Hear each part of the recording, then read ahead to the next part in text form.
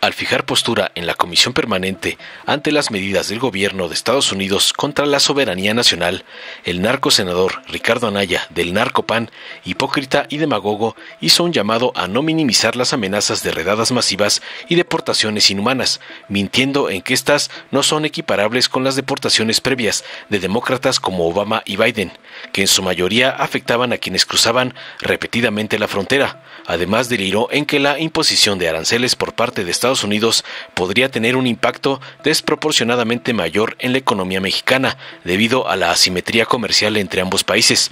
Petulante propuso medidas estratégicas como un plan ambicioso de visas de trabajo y un tratado robusto en materia de seguridad bilateral para abordar la crisis con disque inteligencia y evitar respuestas precipitadas, concluyó su perorata narco-opositora.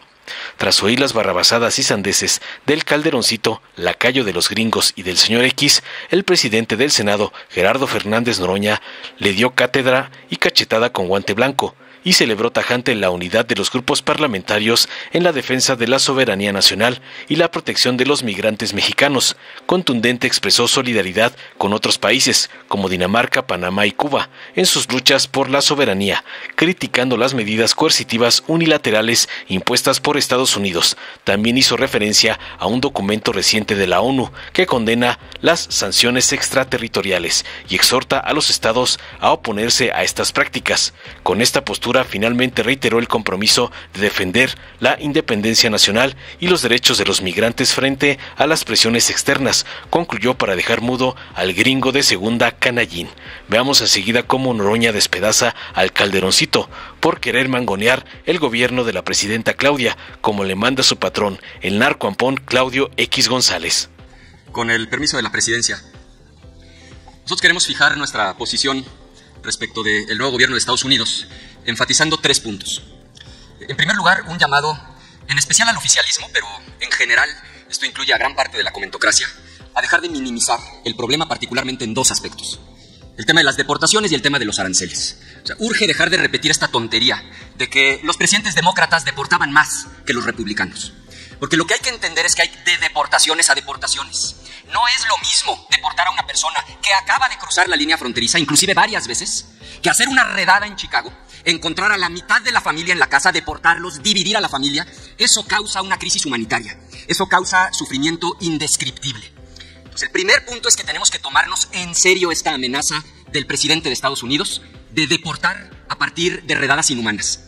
Y segundo, el tema de los aranceles. O sea, la otra tontería repetida es, pues si nos ponen aranceles, se los ponemos de regreso. Esto es matemática elemental. Ellos nos exportan solo el 16% de lo que le venden al resto del mundo. Nosotros les exportamos más del 80%, pero ahí no acaba el nivel de asimetría.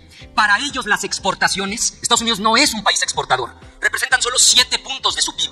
Para nosotros las exportaciones representan más de 1/3 de nuestro PIB. Entonces, cuando uno hace la matemática, resulta que si nos ponen aranceles y los ponemos de regreso, el golpe a nuestra economía es 23 veces mayor. Por eso nuestro llamado a dejar de minimizar el problema. Segundo, queremos reiterar lo que ya hemos dicho.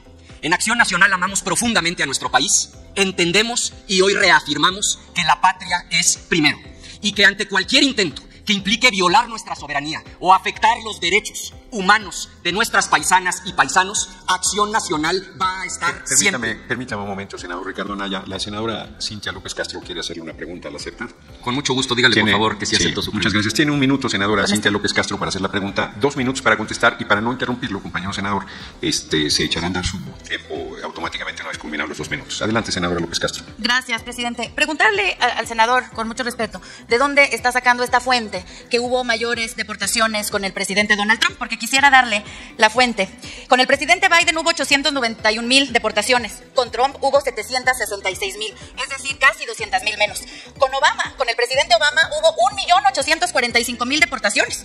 Y con Bush, en el periodo de 2005 a 2009, hubo aproximadamente 2 millones. Entonces, quería preguntarle, senador, ¿de dónde tiene esta fuente? Porque en los datos históricos de deportaciones no es, y no es por minimizar, pero tampoco que den datos que no son, no es con Donald Trump cuando fue el mayor número de deportaciones. Si nos vamos a la historia, es con el presidente Bush, y con Joe Biden fue mucho más deportaciones que en el cuatrienio de Donald Trump. Gracias. Sí, adelante, senador. Yo a usted la respeto mucho, senadora. Lamento que no haya escuchado lo que dije, porque lo que dije es exactamente lo contrario de lo que usted acaba de afirmar que yo planteé. pero me da usted la oportunidad de repetirlo. Yo sostengo que abandonen ese discurso. Dejen de repetir que con los demócratas, particularmente con Obama, con el propio Biden, hubo más deportaciones. ¿Por qué pido que lo dejen de repetir? Porque aunque numéricamente es cierto, conozco perfectamente bien las cifras, lo que les pido que comprendan es que hay de deportaciones a deportaciones. Efectivamente, en algunos gobiernos demócratas, incluyendo el de Obama, incluyendo el de Biden, numéricamente hubo más deportaciones. Pero en muchos casos es una misma persona, deportada varias veces, minutos después de haber cruzado la línea fronteriza. Aquí el problema es que lo que Trump está planteando es de otro orden de magnitud.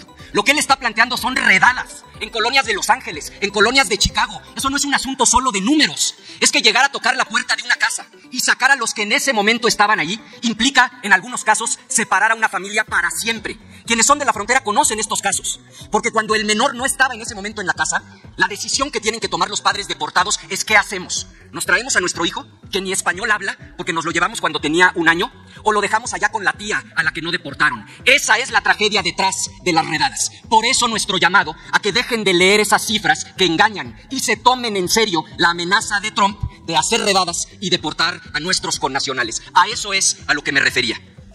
Y el tercer punto que quiero subrayar.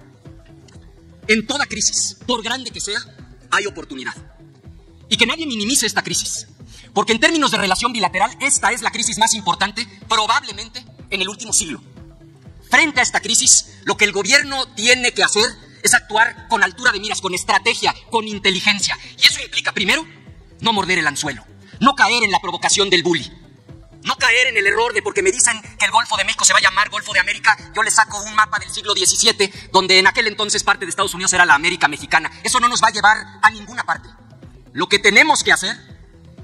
Permítame un segundo, senador Anaya. El diputado Vázquez Agüed quiere hacerle una pregunta, entiendo. Es correcto, para formularle una pregunta. Sí, ¿le acepta, senador Anaya?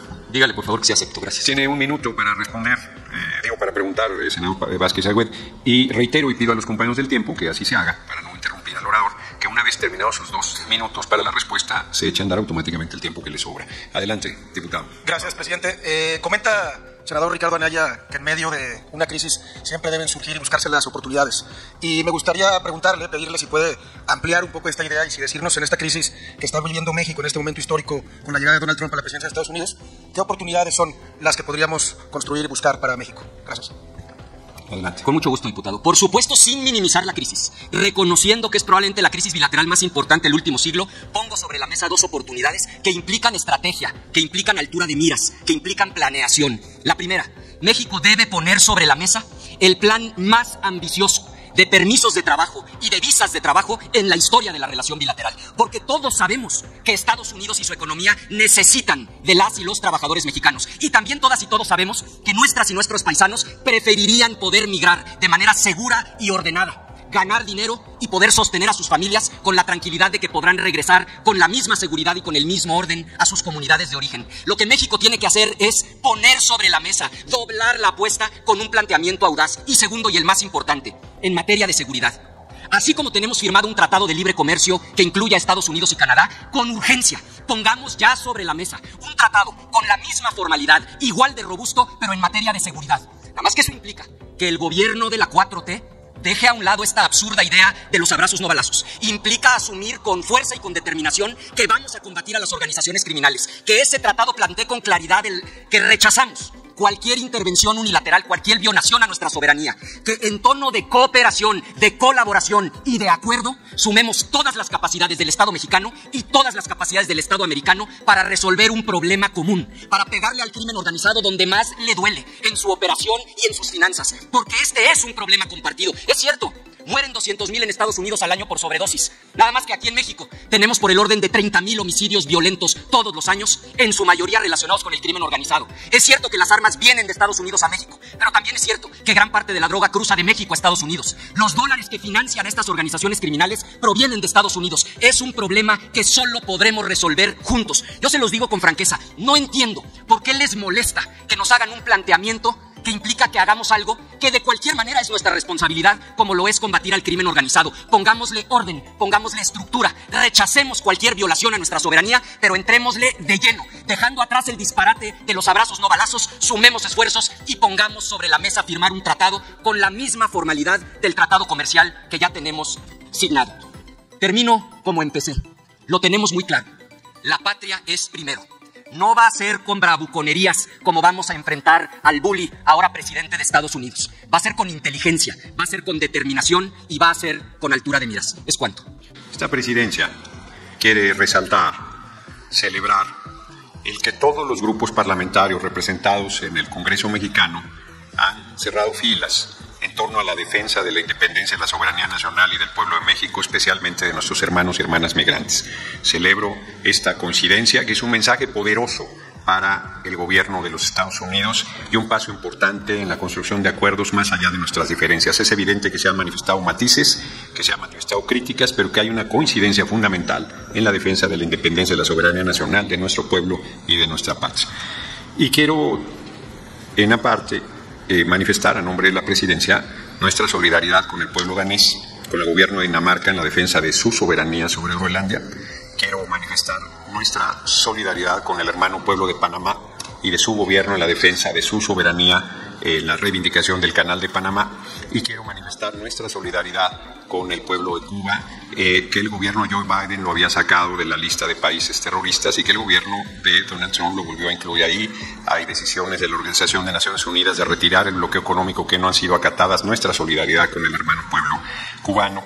Y finalmente, si me lo permiten, les fue entregado el documento de Naciones Unidas con fecha 19 de diciembre de 2024. Solo compartiría desde esta tribuna 2 párrafos.